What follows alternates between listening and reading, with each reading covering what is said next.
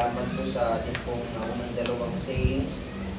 And narinig po natin, yung unang saying po ng ating pong Panginoon, nakita natin that it was directed to the Father. Yun sa ating Father, forgive them. At makita po natin na it shows that yung ating pong part doon ay secured sa ating pong Panginoon. He forgives those who put Him there. Nakakatuwang isipin na ang Panginoon po natin ay mapagpatawad po ng Diyos.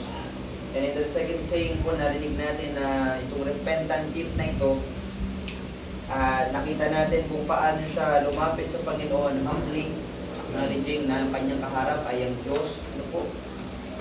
Nakita natin that ang Panginoon in-announce yung tinatawag na paradise po para sa atin. Right. Ngayon po ay tinatawag po nating heaven. Pero ngayon po sa ikatlong saying po natin, makita po natin dito, na ang ating pong Panginoon, He values yung ating pong mga relationship. That even doon po sa tindi ng kanya pong hinaharap, ng kanya pong kalagayan, at ng sakit na kanya pong nararanasan, ang Panginoon pa rin po natin ay aware, doon po sa atin pong mga pangangailangan. At specifically dito po sa ating mababasa po natin. Sabi po ng John chapter 19 verse 26 and 27, when Jesus therefore saw his mother and the disciples standing by, whom he loved, he said unto his mother, Woman, behold thy son. Then said he to the disciple, Behold thy mother. And from that hour the disciple took her unto his own home. Unang magandang makita po natin yung kalagayan, yung mga characters na binanggit po dito. Nabasa natin in verse number 25, meron tatlong Mary sa paanan po ng ating pong Panginoon. While He was on that cross, nandun po yung si Mary, yung kanya pong mother. Nandito rin po yung si Mary, the wife of Cleopas, and si Mary Magdalene. Kasama po ng tatlong Mary po na yun, meron pong isang disciple. Hindi po nilagay yung kanyang direktang pangalan po dito, pero i-describe po siya as the disciple, standing whom he loved. So, makita po natin that this saying po ay pinapakita po yung compassion and care ng ating pong Panginoon Jesus. May mga ilang bagay po tayong makita patungkol po dito sa kanyang sinabi. Third saying, number 1 po, how he comforted his mother. Sabi po ng unang phrase po ng ating saying po nito, Woman, behold thy son. Siguro kung isipin natin, kung ipipicture at ilalagay natin yung ating pong sarili dun sa sitwasyon, bilang isang magulang, bilang isang nanay, nabasa ko po, hindi po ako magulang, pero isa daw po sa pinakamahirap, masakit para sa atin yung makikita natin yung paghihirap at kalagayan ng ating pong anak na nagpupusa. At even na mas mahirap, yung makikita mong yung anak ay kumbaga ikaw ang maglilibing doon sa iyong anak. Makikita mo kung paano pinarusahan at namatay, at even ikaw din maglilibing doon sa, yun yung greatest tragedy daw po para sa isang magulang. So, Jesus was aware doon sa kalagayan, doon sa grief, emotionally ng kanyang pong nanay. For a mother, it's a great pain na makita yung kanyang anak na nahihirapan, at lalong mas mahirap yung hanggang sa kanyang huling hininga. So, nakita natin dito na even on that cross, even na nandun siya sa kalagayan na kung saan siya po dapat yung humingi ng tulong, siya po dapat yung kino-comfort, yung Panginoon po rin po natin, ipinulfill niya pa rin po yung kanyang duty bilang isang anak. So, Jesus, kung mag-aaralan po natin, woman, sinabi ng Panginoon dito, Woman, behold thy son. Pero yung kinakausap niya po dito yung kanyang nanay, bakit hindi niya tinawag na mother? Pero kung pag-aaralan po natin, mababasa po natin na ito pong word na woman, dun po sa kanilang culture, ito po ay sign of deep respect. Ito po ay pagbibigay ng mataas na regard sa isang babae. Pag tinawag daw po sila na woman at sa kanila pong culture, ay ito po ay pagbibigay galang at respeto po sa kanila. So nakita po natin dito that Jesus fulfilled His duty as a son. He treated his mother with honor, kagaya na lang ng sinasabi ng law. Ano po, in Exodus chapter 20, verse 12, honor thy father and mother. Ano? Makita natin dito, knowing that yung kanyang sitwasyon, he fulfilled his responsibility bilang pong isang anak. Ano? Alam niyo po matututunan natin dito, we learn that your situation is not an excuse para i-neglect natin yung ating pong responsibilidad. Ano? Alam niyo po, lahat po tayo dito, marahil hindi tayo nanay or magulang. Pero naniniwala po ko lahat po tayo dito ay anak. Ano? At alam niyo po natin nung sinasabi ng kasulatan patungkol sa atin, ano bang responsibility natin sa ating mga magulang? We are to honor them. Ano? Bigyan natin sila ng, hindi lang basta igalang po natin sila, kundi sabi ng Biblia, parangalan. Ano po? A lot of times yan ang failure natin pong mga tao, tayong mga anak. Pero alam niyo po, pinapakita sa atin ng Panginoon, wala pong excuse. Tayo, ano? Regardless sa ating pong kalagayan, sitwasyon, kailangan po natin igalang at i-honor yung ating pong mga magulang. No? So even in His sufferings, Jesus honored the law by caring for His mother. No? Jesus, though He was the Son of God, pinakita niya pa rin yung perfect obedience doon sa law. Ano po? Alam niyo po habang ang Panginoon po ay nasa krus ng Kalbaryo, ano po, habang siya po ay nakabayubay, He was still a dutiful son. Hindi natin narinig na nabanggit po dito si Joseph. Ano?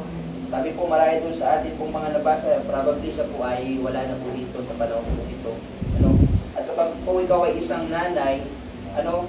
Pag ikaw ay naging balo, ang responsibility po ay napupunta doon sa panganay na anak. Kaya po alam niyo po, di ba? Alam po natin yung ministeryo, wala pong personal na pambuhay sa kanyang sarili yung mga kababaihan, sapagkat ang kanila pong responsibility ay nasa loob ng tahanan. Ano? Kaya kapag sila po ay naging balo, mahirap na po yung kanilang kalagayan at yung responsibility ng tatay ay nalilipat doon sa panganay na anak. Pero sa sitwasyon po ng Panginoong Yesus, ano po? Siya po ay nandoon sa krus. Ano? Nakita po natin, alam na ni Jesus, yung pangangailangan po ng kanya pong nanay. And Mary would need provision and care, pero nakita po natin, hanggang sa huling sandali ng ating pong Panginoon, He ensured yung well-being ng kanya pong nanay. Hindi lamang po dito na i-fulfill yung duty niya bilang son, He established also the dominion as a Savior. Ano po? Ano po yung sinabi dito ng Panginoon, woman, behold thy son. Nagsasalita po ang Panginoon dito with authority. Ano? That He was fulfilling His duty as a Savior. Ano po? Nakita po natin dito, no? While Mary po was looking at Jesus, hindi naman po siya tumitingin doon sa kay bilang anak. Nakatingin din po siya kay Jesus bilang tagapagligtas as a Savior. Ano po? So, she was not, alam niyo po, sa bagay na kailangan maunawaan natin dito, no? Si Jesus po, hindi niya dinisrespect yung kanyang nanay. Yung tinawag po niya ang kanyang, si Mary na woman. Ano? Sa atin kasi, pag tinawag natin yung nanay natin na babae, o di ba? Baka kung ano na nangyari sa atin. Pero sa kanila po, ito po ay pagbibigay ng mataas na regard. Ano po? She was the mother of Jesus in flesh. Alam po natin yan. Ano? Pero, tandaan po natin, Jesus is God. Ano po? And meron, hindi po siya yung tinatawag po nating Mother of God. Ano? Yan po yung pinukulong sa atin ngayon ng religion. Ano po? Kaya po, tandaan natin, meron lamang pong isang Diyos na naayat sa tatlong persona. Ano po? Kaya po, makikita natin, at wala po tayong mababasa sa Bible na ang Diyos ay may nanay. Kaya po, nakita natin dito, pinapakita niya po yung kanyang authority kahit nandun po siya sa krus. Para siya isang hari na nag-a-arrange, ano po, ng isang programa po. So nakita natin, he did not disrespect his mother and he did not disregard his mother's welfare. At ginawa po niya yan by entrusting his mother to his friend. At yun po si John. Po. Sa pangalawang parte po ng saying po na to ng ating pong Panginoon, sabi po ng verse number 27, then say he to the disciple, behold thy mother. No? Nakita po natin how he comforted his mother. Pangalawa naman po, how he commissioned John, ito pong kanyang friend. Ano? Pero isipin natin, ano? Bakit sa dami ng pwede niyang ipagkatiwala itong kanyang nanay, bakit kay John? Ano po, marami po tayong mga magbabasa. Kung aaralin po natin ang Panginoon po, may mga kapatid pa that time. Ano po, may mga biological brothers po siya dito. No? Mababasa po natin yan in Mark chapter 6 verse 3. No? Hindi na po natin bubuksan. Sila po si James, Joseph, and si Judas. Ano po. Pero this time po kasi si Jesus at yung kanya pong mga kapatid po ay hindi pa po naniniwala sa kanya. They were still unbelievers this time. Ano po. Pero nakita natin dito yung recognition of spiritual relationship over physical ties. Ano? So, nakita po natin, ano po, pinapakita ng ating pong Panginoon, sometimes that spiritual kinship, ano po, yung relationship natin spiritually sa ibang tao, ay minsan mas malalim pa dun sa mga natural ties natin, ano po, relationship natin sa ating pong Panginoon. May isang tao po sa Bible, ano, habang si Jesus Christ po ay nangangaral, ano po, yung kanya pong mother, yung kanya pong mga kapatid, sabi ko gusto lang makausap, ano, sabi ng Panginoon, who is my mother? No? Or my brethren. Sabi po ng Panginoon, whosoever shall do the will of my Father, the same, siya na po yung aking mother, brethren, and dear sister. Ano po? So, nandun po ipinakita yung kahalagahan din po ng spiritual relationship. Not just that po, kung bakit kay John po ipinagkatiwala yung kanyang mother. Kasi po si John yung present that time. Ano? Nung ang Panginoon po ay dinakip, dinuli, sa isa pong nag-alisan at iniwan po nila ang ating pong Panginoon.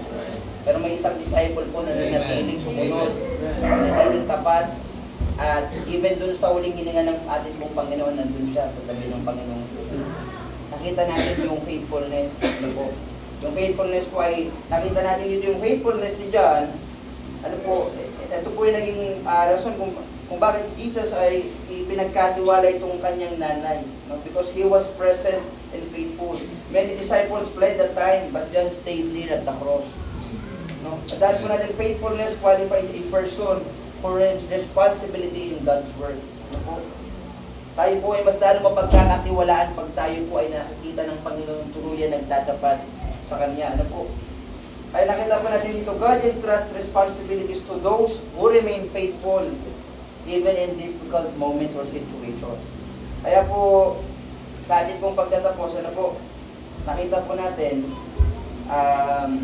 yung conclusion, ano po, na ang Panginoon po natin nagbigay sa atin ng example bilang isang anak, ano, na kahit po siya na doon sa kalagitnaan ng matinding kalagayan, hindi niya po kinalimutan yung kanyang relationship, ano po, sa kanyang family.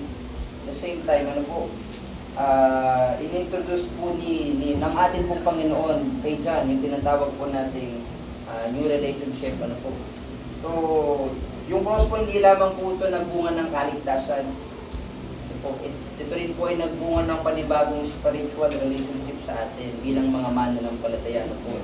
Sabi ng Bible, no, tayo daw pong mga nanampalataya sa Panginoon ay binigyan niyang pagkakataon ng pinakapangyarihan na maging mapabilang at maging anak ng Diyos. Ano po. At isa pong responsibility na binigay sa atin ng Panginoon bilang mga mananampalataya ay ang magmahalan tayo sa bawat isa. Ano po. So, yun po yung ating pong third saying. Ano po. God bless.